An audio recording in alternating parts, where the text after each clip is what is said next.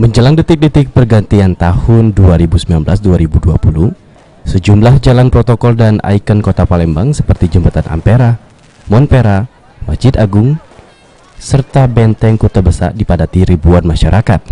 Selain dapat menikmati suasana malam dan bersuap foto di atas Jembatan Ampera, pengunjung juga dapat merasakan momen pergantian tahun dengan menyaksikan keindahan pesta kembang api yang menghiasi langit-langit pada malam tersebut.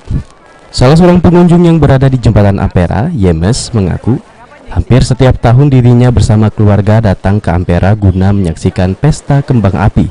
Menurutnya, momen pergantian tahun ini tampak begitu indah jika dinikmati dari atas Jembatan Ampera. Dirinya juga berharap di tahun 2020 ini kota Palembang bisa menjadi kota yang lebih baik lagi, indah dan sejahtera. Kembang api ya. Gimana nih menanggapi kemeriahan bagus. Bagus ini kembang api.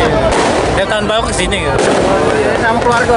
Ini Apa nih harapan kita ke depannya nih setelah tahun baru? Kota Palembang nih. Kota Palembang ya supaya lebih maju lagi. Kalau ini ada ini macam bagus.